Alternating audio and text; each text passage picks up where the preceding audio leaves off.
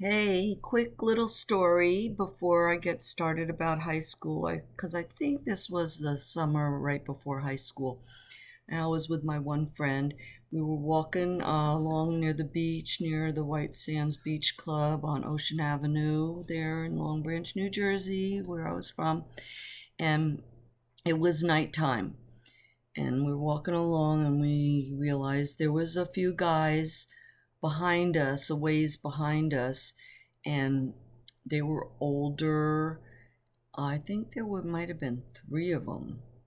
Anyway, we're walking along and we're noticing that they're kind of getting closer to us, and we were we started to get scared because they were getting closer, and just we had a bad feeling, I guess. I don't know.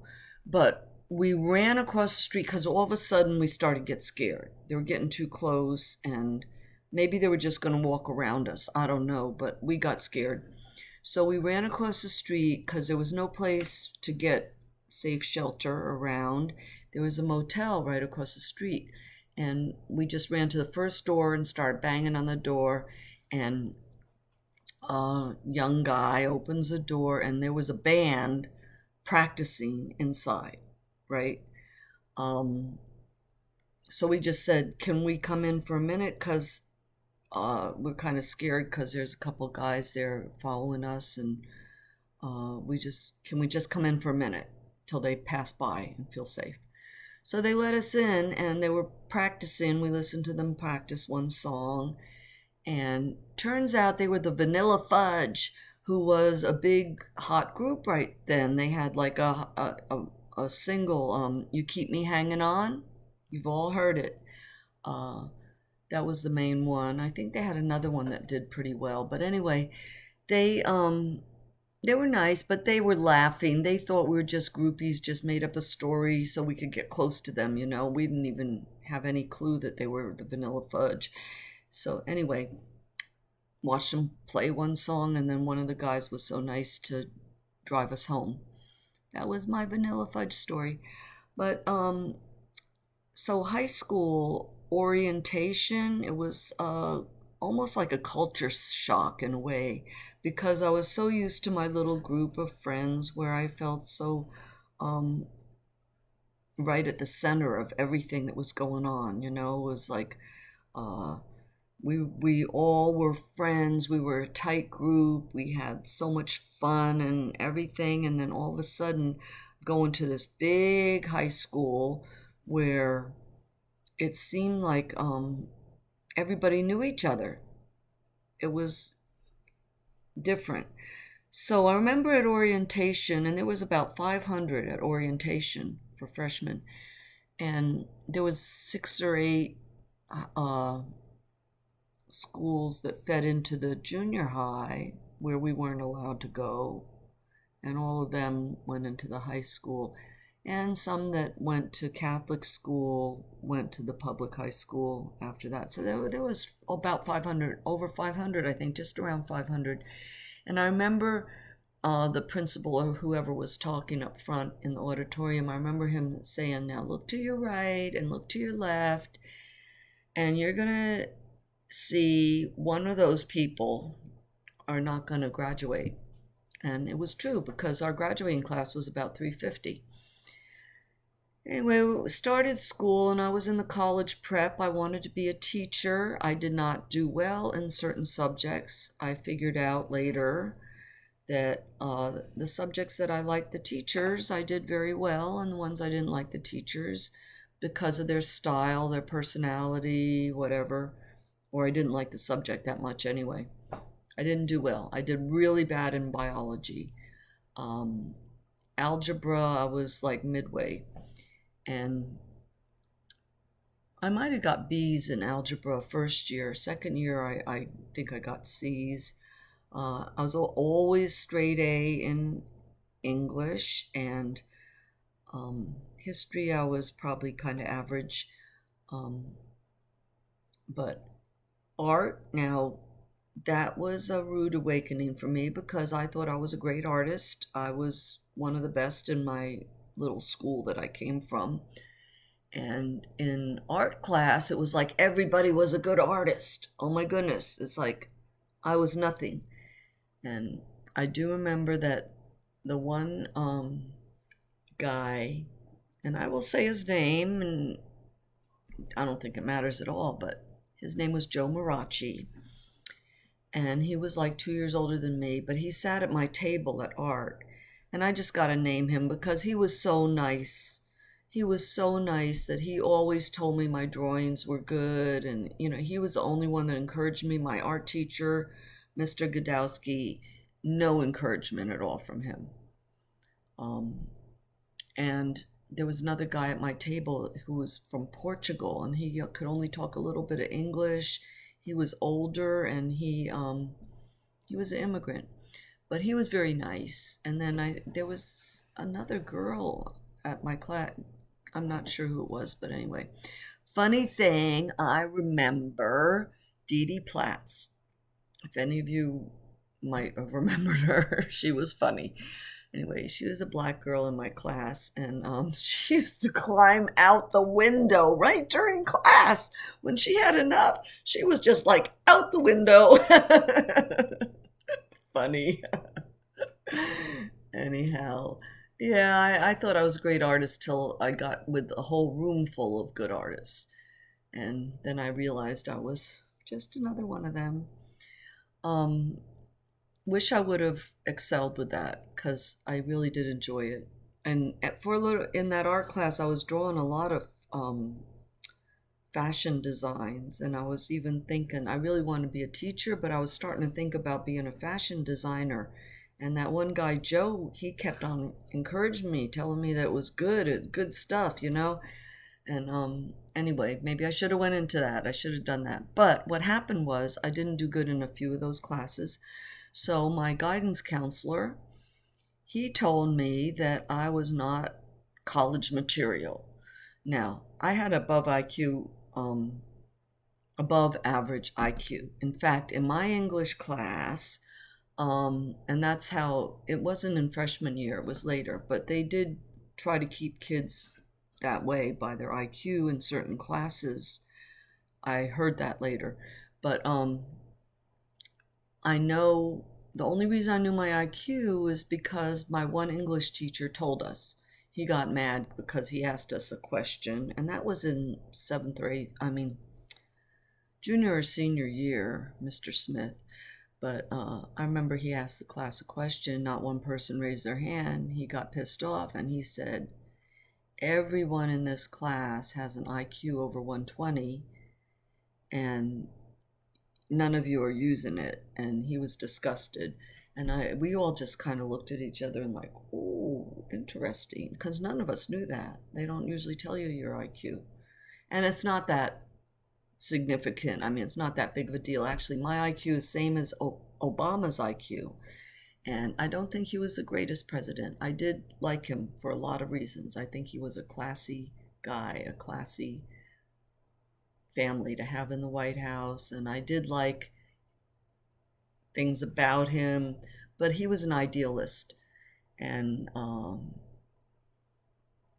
not the greatest president, I don't believe. But anyway, not to brag or anything, that's just the facts.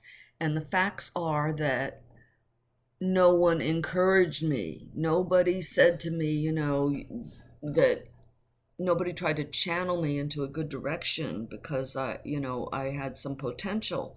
They just told me that I couldn't go to college because I didn't do good in biology mainly, and anyway, that was kind of devastating to me. He told me I should be a secretary. I had no desire to be a secretary at all. And as an adult now and working in offices for my whole career, I know secretary was not me, and I never was a secretary. I went into accounting eventually. But so in high school, one bubble after another was burst. One thing, I was no longer popular. I all of a sudden felt like a total stranger. No one was in my classes that I went to school with in North Long Branch, all my friends. And then when I went to lunchtime, I had nobody to eat lunch with. I saw a couple North Long Branch people in the cafeteria, but they all were talking and laughing with somebody and sitting with somebody, and it seemed like everybody made friends already, and there was nobody for me to sit with, and I just felt like on the outside looking in, like I was invisible or something. And I didn't eat lunch. I used to just go and smoke. I would go, they had a smoking area back then in the outdoors, and I would go and smoke cigarettes, Marlboros that my mom bought me. And when it was too cold or rainy, we would go smoke in the ladies' room, in the bathroom. And I made friends with some of the smokers. Um, in high school, there was the greasers and the surfers. And I had the black leather jacket, and I hung out with the greasers in the smoking area, and kind of a lot of the Italians were greasers, and um, but I also had enough clothes that I could, dress like a surfer when I wanted to. So, and I couldn't, I was not like for this group or for that group. I always tried to be nice to everybody, tried to like everybody, be nice to everybody.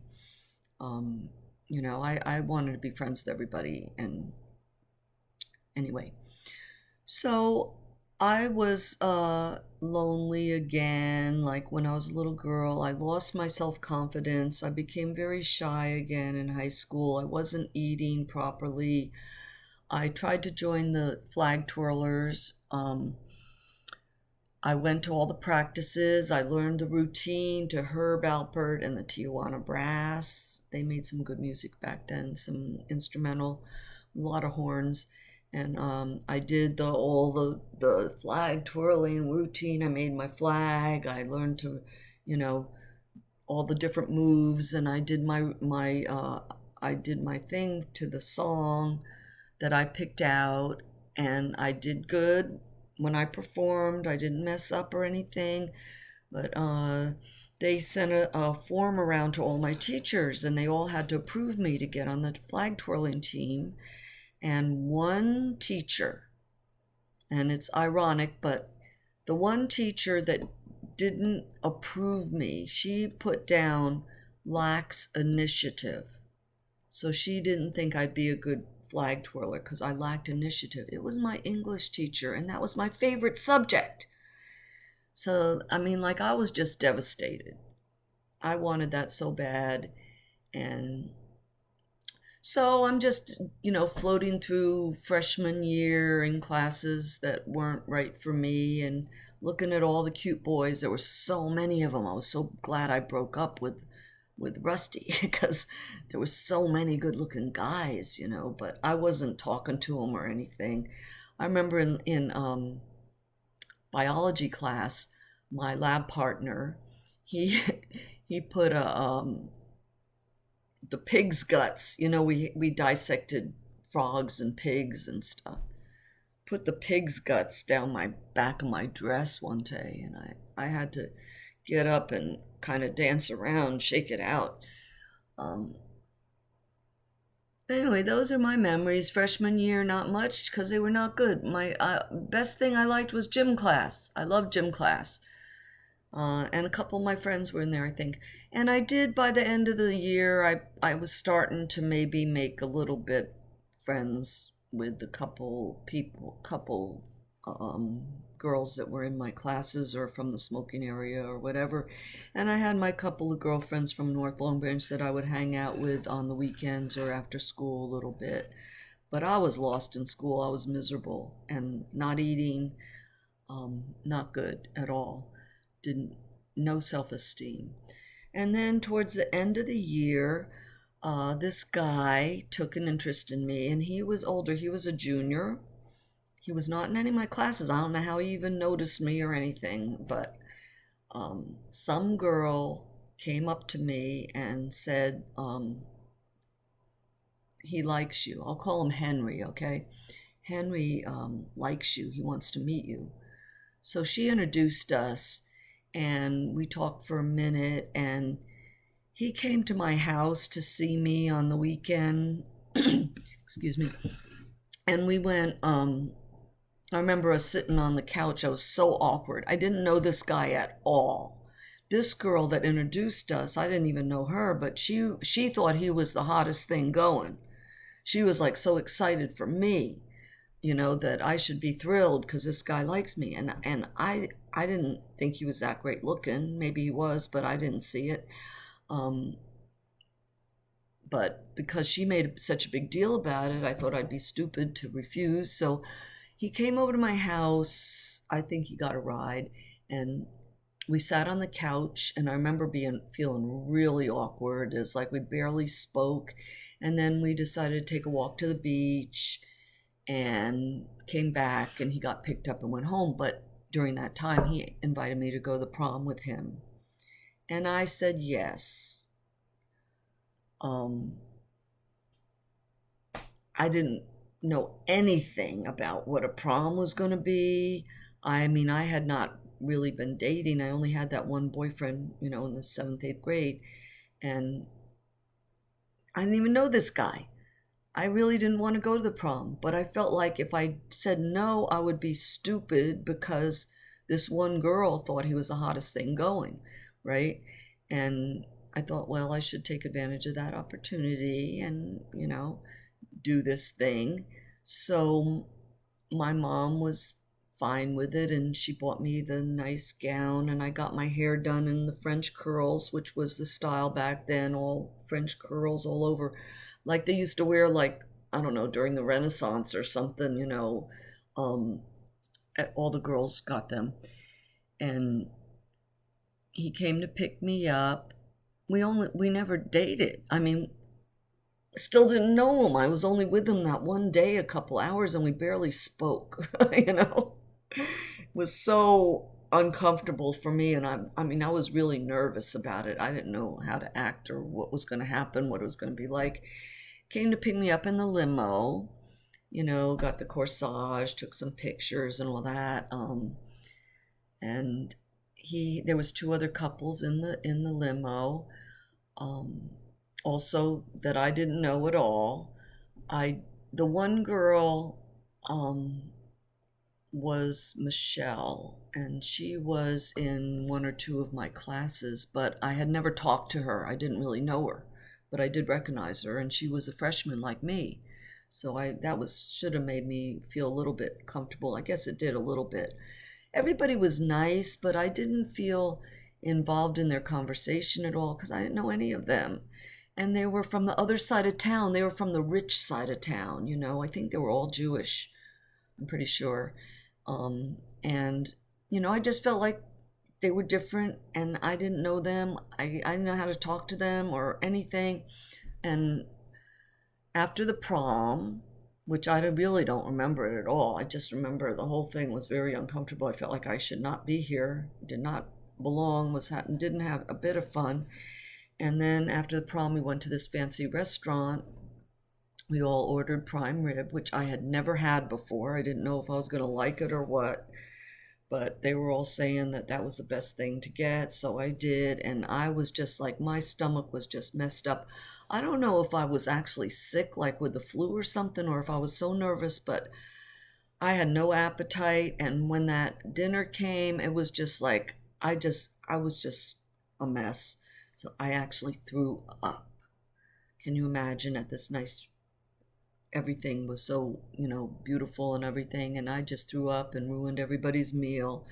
And, I just went to the ladies' room, and Michelle was the sweetest thing. She followed me there, and she helped me clean up, and she was just as sweet as she could be. God bless her. But I was devastated. I felt horrible. I don't know if I was crying or not. I usually don't cry because when I was a little kid, I wasn't allowed to cry, so I never usually cry. So I probably didn't. But anyway, I should have. Terrible. So that was like the most embarrassing, one of the most traumatic, embarrassing things that ever happened to me in my life. And that was my freshman year. So that's it. Talked enough, I think. Yeah, perfect. Yeah, just about 20 minutes. Okay, see you next time. It gets a little bit better. Okay, it'll be more fun anyway. Okay.